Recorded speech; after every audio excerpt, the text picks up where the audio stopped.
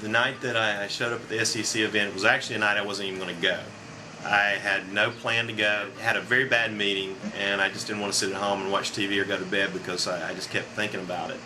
And sure enough, there on the coffee table was the event, the description of the event, and said, you know, if you're interested, come by and meet some folks from the SEC. I remember seeing this guy come in, and he was cute. I thought, he's pretty cute, and he immediately started telling stories. And Dana was the only one that laughed to the story, and so I looked over, and then that was it. I think it was after we had a couple dates that I was really excited about him. So we had a pretty instant connection and knew early on that this was going to be a little bit different. Just everything just came into place. It was like a big jigsaw puzzle that, you know, everything fit.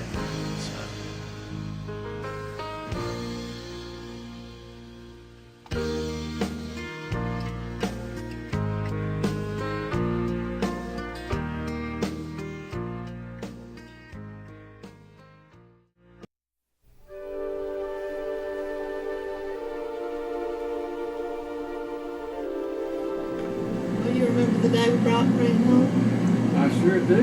April 11th, 1966, on a cold, drizzly day. I was so thrilled. He was long, baby, so thin. 21 inches and 3/4 inches long. And no hair. No hair, bald as he could be. We drove home, and he was greeted by his sister, who was almost 2, and his older sister that was around 10, and they were so thrilled.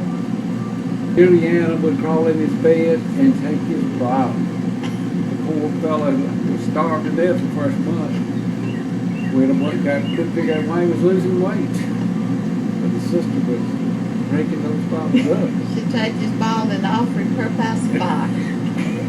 The poor little fellow, he didn't know the difference.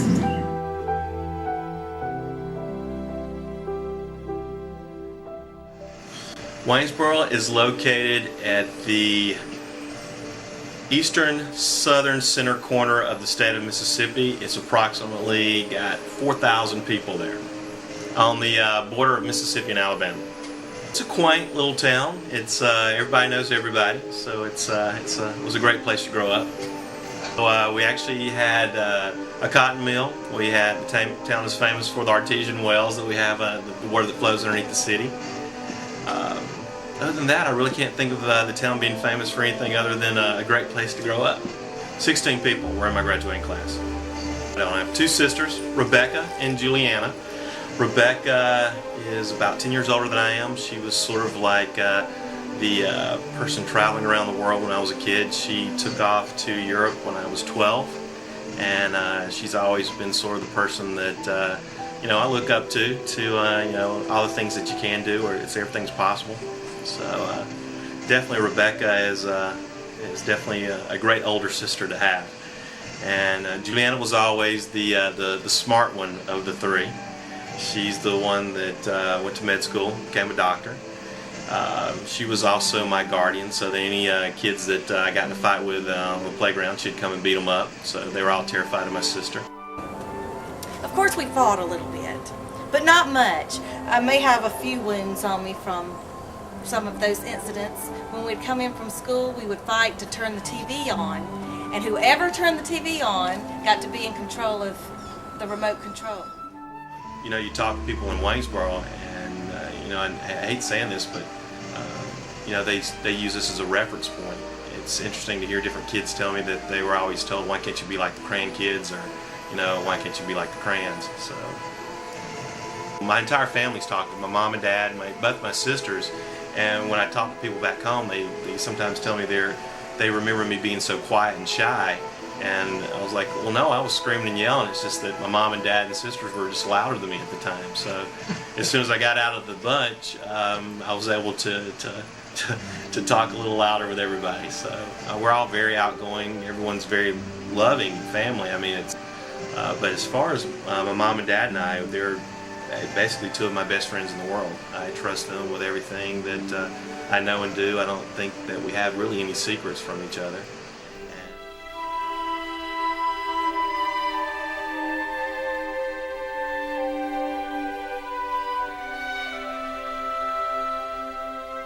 Growing up, there was never a question mark whether we were going to go to school or continue on to college and then continue on to something else. And the thing was, it was just, what are you going to be? I completed out engineering at Mississippi State and then went on to Auburn after I had a short stint with the insurance company. I finished up grad school and straight to Los Angeles.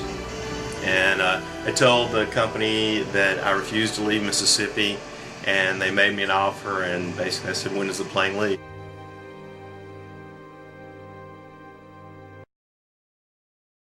Dana was born about 4.5 years after Jeremy, and we had problems with Jeremy's delivery, so we were very concerned, and I had 3 miscarriages between Jeremy and Dana, so it was very scary. During the pregnancy, there were definitely some concerns about is this going to happen again? We did a number of things to prevent it from happening. We had a couple of scares along the way. And the first thing I remember was when I woke up from the general anesthetic, Bob was standing there and with these teary eyes. I went in and gave her a little kiss and said, we have a perfect baby girl, which was, we couldn't have asked for more. Although we'd had one child, we really didn't know what to expect.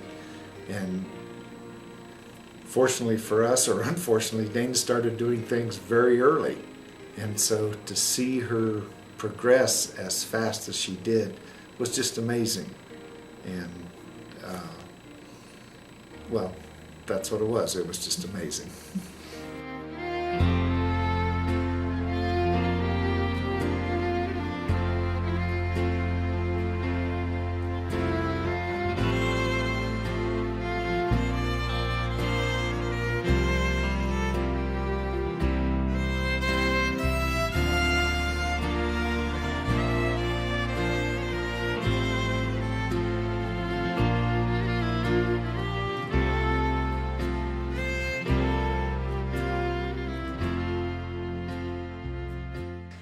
I have 3 brothers. Jeremy is my older brother. He is 4.5 years older than me. He's great, can be a little stubborn, lots of fun, and we've all learned a lot from Jeremy because he has cerebral palsy and he's been a bit of a role model for all of us. Then there's myself, then Todd, who is 15 months younger than me. Todd is very engineer personality. He's fun, but he's very, he kind of runs the straight and narrow path more so than the rest of us. And then there's little Brent. He's not so little anymore, but the youngest. Brent has got a great personality, very liberal, very, he's got a lot of opinions, but lots of fun.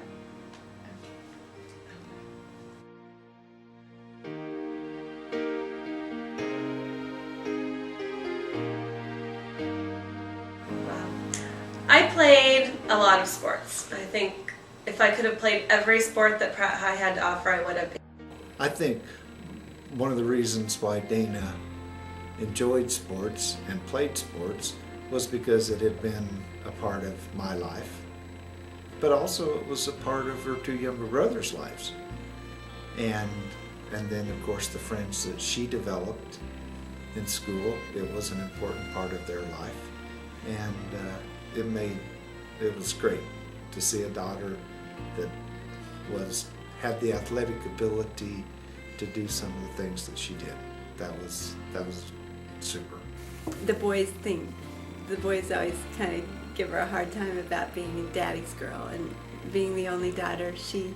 They had a very special relationship. I don't think there's any doubt about it. I mean, I hope that I didn't play a huge favorite to Dana, but because Dana was my only girl, yeah, she got special considerations. And again, I don't think that it was overdone, but she's my little girl.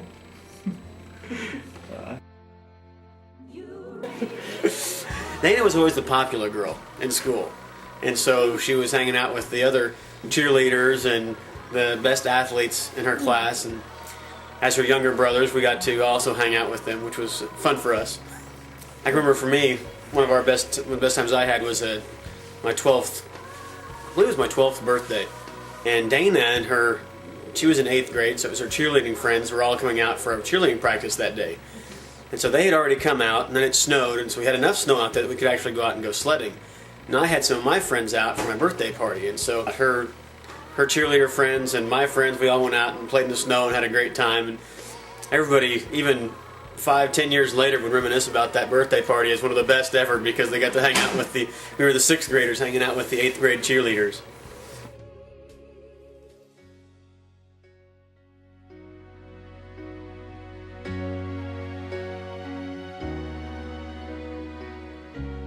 I grew up in Pratt. Actually, I grew up in Iuka, in a little farm. It was great. We had lots of room to roam and play. I don't know that I was ever actually a farm girl. I always wanted to go to the big city. I knew that there was more out there for me than what the farm could offer. Although now I look back and really appreciate my upbringing on the farm, but don't know that I would want to go back now, but I do appreciate it. I remember my first day of dance in Mary Alice Smith's basement, and I cried and cried and cried, and I didn't want to go. But by the end of the first session, I was hooked. It was the biggest influence of my childhood, going to dance class every week. She loved gymnastics, and we laughed that she spent more time on her hands than she did her feet through those years.